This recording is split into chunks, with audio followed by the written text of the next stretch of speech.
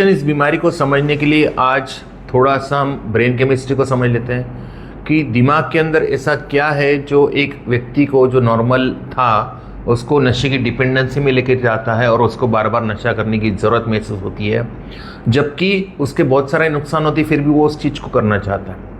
इसकी वजह से तीन चीज़ें समझना, एक तो गाबा, गैमा एमिनो बारबिटूरिक एसिड, दूसरा है D3 रिसेप्टर और तीसरा है डोपामाइन। इन तीनों का हम नॉर्मल भाषा में उसको बोल सकते हैं केमिकल लोचा।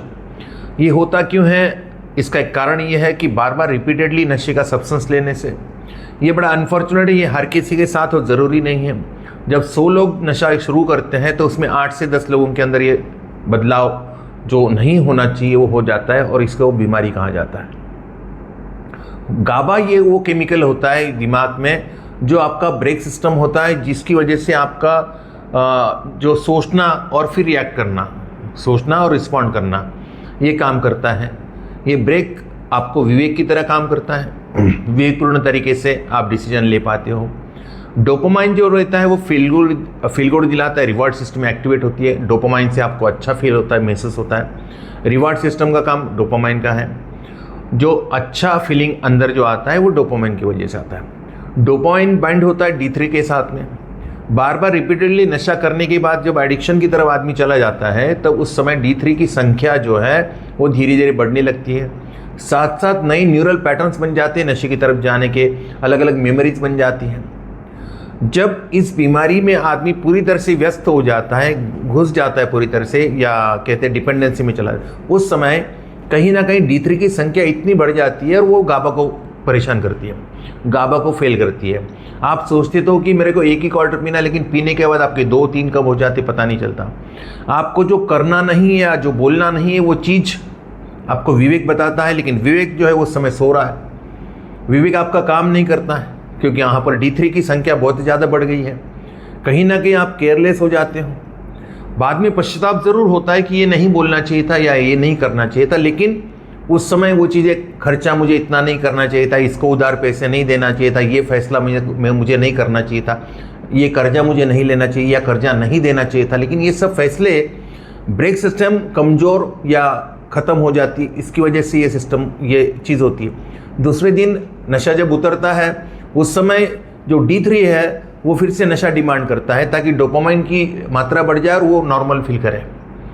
और नॉर्मल तो वो फील करता है जब नशा हम कर लेते हैं और डोपामाइन की लेवल फिर से, डोपामाइन बहुत ज़्यादा मात्रा में जब आता है तब D3 संतुष्ट होता है। D3 संतुष्ट तो हुआ लेकिन उसने गाबा को फेल कर दिया। रिपीटेड नशा अगर आदमी करता है तो कहीं ना कहीं उसका जो D3 है उसकी संख्या बहुत ज़्यादा और बहुत ज़्यादा एक्टिव हो जाती है, D3 रिसेप्टर। उसकी वजह से आदमी रुक नहीं पाता, चाहे तो भी नहीं रुक पाता।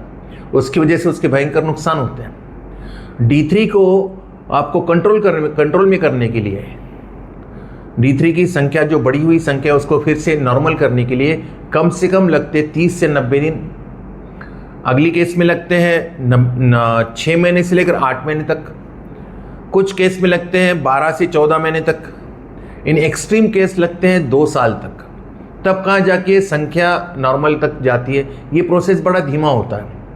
नशा मुक्ति केंद्र में जब मरीज आता है तब उसकी संख्या जो है D3 की वो बहुत ज़्यादा बढ़ चुकी होती है। इस समय उसको कम से कम 90 दिन को एडमिट करने का सलाह दी जाता है। 90 दिन, 6 महीना, 8 महीना। लेकिन जो एक्सट्रीम केसेस होते हैं उसमें कहीं ना कहीं 14 महीने भी लगाते हैं, 2 साल भी एडमिशन रखना पड़ेगा उसको। अगर उसका वो नशा जो है वो कोकेन जैसा है, बहुत ज़्यादा भयंकर जो नशे करते हैं उनमें ये चीज़ देखी जाती है।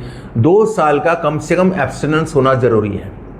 तब कहाँ जाके D3 तो नॉर्मल हुआ, टोटल कंप्लीट एब्स्टिनेंस। ऐसा नहीं कि बीच बीच में आप करते जाओ, बीच बीच में नहीं, बिल्कुल बंद मतलब बंद। अगर बीच में किया तो फिर से D3 एक्टिवेट हो जाता है। D3 बहुत फास्ट ग्रोन अप करता है और आपका ब्रेक सिस्टम फिर से फेल कर देता है। D3 इनएक्टिव, या इनएक्टिव तो नहीं कह सकते, तो नॉर्मल होने के बाद में ही आप नशे की तरफ जाने के चांसेस कम हो जाते हैं। चांसेस क्यों बोला है? क्योंकि आपने केमिस्ट्री तो ठीक करी लेकिन मेमोरी कहाँ ठीक हुई है। जो नशे के जो ट्रिगर्स है वो अभी भी आपकी मेमोरी में है। इसका खतरा लाइफ टाइम बना रहेगा कि आपको कोई ट्रिगर अगर हिट करता है, आप उस ट्रिगर के ऊपर एक्शन ले लेते हो, तो एक्शन लेने के बाद में आपका D3 बढ़ना है और गाबा को फेल करना है और नुकसान होना ही है।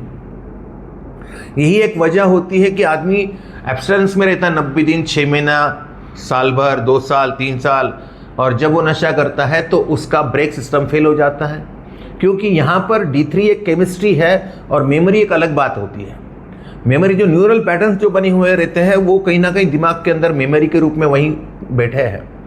और जब भी हम कोई चीज़, जहाँ पर हम पीपल, प्लेसेस और सिचुएशंस जहाँ पर हम नशा करते थे, जिन लोगों के साथ में करते थे, वो जब स्थिति आती है तो अंदर नशा करने की इच्छा पैदा हो सकती है, और अगर इच्छा को एक्शन में बदल देंगे तो फिर से वही चीज़ जो आपका नशा मुक्ति केंद्र में एडमिशन कर रहे थे उस समय जो चीज़ थी, वैसी D3 की संख्या तुरंत फास्ट बढ़ेगी और आप रुकना चाहो तो भी नहीं रुक सकते। तो एक खतरा समझो, या ब्रेन केमिस्ट्री को समझने के लिए ये शॉर्ट में मैंने आपको समझाने की कोशिश की या समझने की कोशिश की कि भाई D3, गाबा और डोपामाइन, ये जो केमिकल लोचा है वो क्या है एक्चुअली में। हम सोचते हैं कि 6 महीने, साल भर नशे से दूर रहे, 2 साल नशे से दूर रहे तो बीमारी ठीक नहीं होती। न्यूरल पैटर्न्स पीछे बने हुए हैं, आपकी मेमोरी में अभी भी नशा है। तो खतरा आपके पास में विचार आ सकता है, लेकिन विचार को एक्शन में अगर बदलेंगे तो फिर से आपकी बीमारी सक्रिय हो जाएगी, फिर से एलर्जी स्टार्ट हो जाएगी, और फिर से आपका जो किया करा है, जो अच्छा कर्म होगा वो फिर से खत्म हो जाएगा। सावधान रहिए, बीमारी बड़ी खतरनाक है। आज के लिए इतना ही, नमस्कार।